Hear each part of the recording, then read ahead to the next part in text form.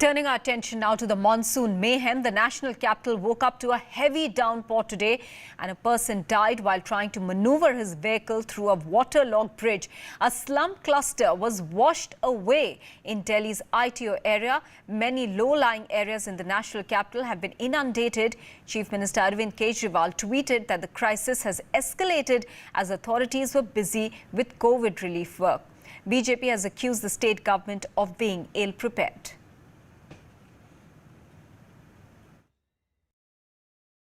This is what Delhi government has done since last 6 years. In their promise to make Delhi like London and Paris, this is what they've made. And this is so unfortunate that every time you question them, they end up putting the blame on MCD or central government. What is their responsibility? What is the responsibility of CM? Just to come and do our shoots or do the press conferences? He has taken no responsibility for anything in the last 6 years. Situation has exactly been the same every monsoon. So he's got to take up the responsibility and stop doing his art shoot, which he's obsessed about, and start working for the people of Delhi because he still have another 4 years to go. सुबह जैसे ही तस्वीरें आई, माननीय मुख्यमंत्री जी खुद, माननीय उप मुख्यमंत्री जी खुद लगातार मिंटो ब्रिज की स्थिति पर नजरें बनाए हुए, उसको पर्सनली मॉनिटर कर रहे हैं, इंजीनियर्स के संपर्क में हैं, पंपिंग मशीन्स वहां भेज दी गई हैं और अभी जो मेरे पास लेटेस्ट सूचना आई है कि मिंटो ब्रिज को साफ कर दिया गया है, वहां से सारा पानी पंप आउट कर दिया गया है।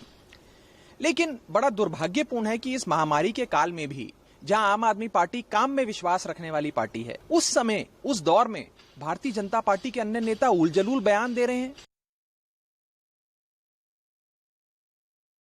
ये बिल्कुल स्पष्ट है, दिल्ली सरकार की पूरी जिम्मेदारी थी। मिंटो ब्रिज का जो एरिया है वो पीडब्ल्यूडी दिल्ली सरकार के अंतर्गत आता है। जहां सम्प वेल बना हुआ है और जहां पंप लगा हुआ है, उस सम्प वेल और पंप जो उन्होंने समय से चालू नहीं किया, अगर वो समय से चालू होता तो वहां पानी नहीं भरता। दिल्ली में दिल्ली सरकार इस समय नालों की सफाई और अपनी जितनी भी लाइन है उनको क्लियर करने की बात हमने पहले भी कही थी, जो उन्होंने समय से नहीं की। जो डेथ हुई है वो तो बहुत दुखद है और उसकी ना कोई भरपाई हो सकती है ना उसका कोई एक्सक्यूज़ हो सकता है। लेकिन जहाँ तक पानी भरने की बात है, पानी हर साल बारिश होती है और सारी एजेंसियाँ, पीडब्ल्यूडी, दिल्ली नगर निगम, फ्लड डिपार्टमेंट, हमारा जल बोर्ड, सारे मिलके पूरा प्लान बनाते हैं, फ्लड प्लान बनाते हैं। और मुख्यमंत्री जी खुद लगातार इन चीज़ों पर निगरानी रखे हुए हैं। उन्होंने जब फ्लड कंट्रोल ऑर्डर हुआ था उसकी भी पूरी बैठक की थी और भी जहाँ जहाँ इस तरह की समस्याएं आ रही हैं उनको सबको ठीक करा रहे हैं।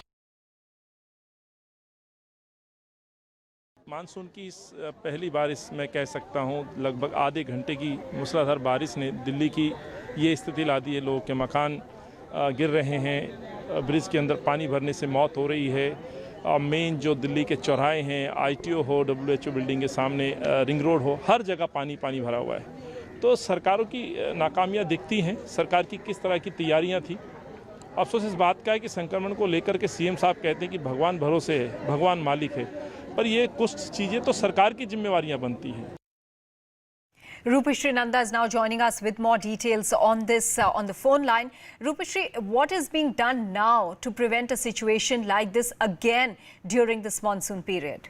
Well, Maha, the Chief Minister has already said that he's keeping a close eye on the situation and monitoring the situation.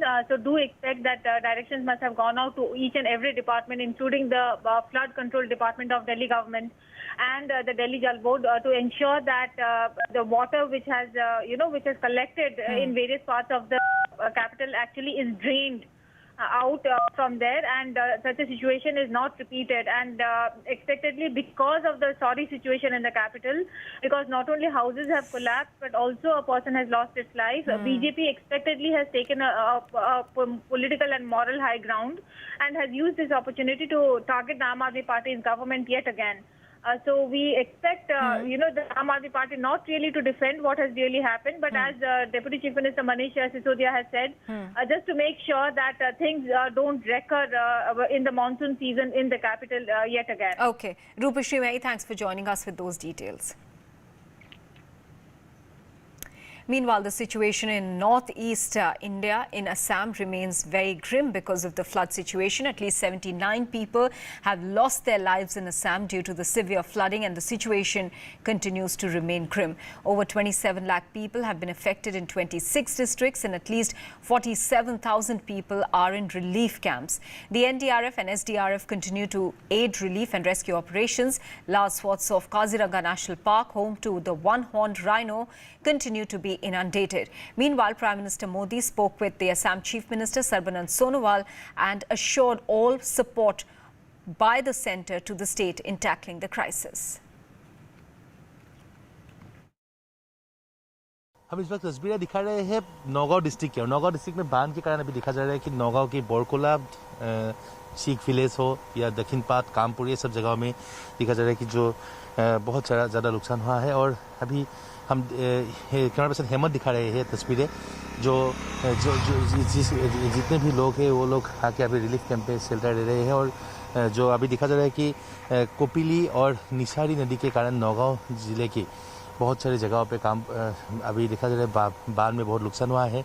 किसानों की बहुत नुकसान है, किसानों के खेत की पूरी तरह से नुकसान हुआ है। और दिखा जा रहा है कि 2004 की बात, ये बहुत भयंकर बाढ़ आया है यहाँ पे। और असम की जो काजीरंगा हो, असम की अपर असम, लोअर असम और ये जो मिडिल असम, सभी जगहों में इस बार बाढ़ के कारण बहुत ज़्यादा नुकसान हुआ है। बहुत सारे लोगों की मौत हुए हैं।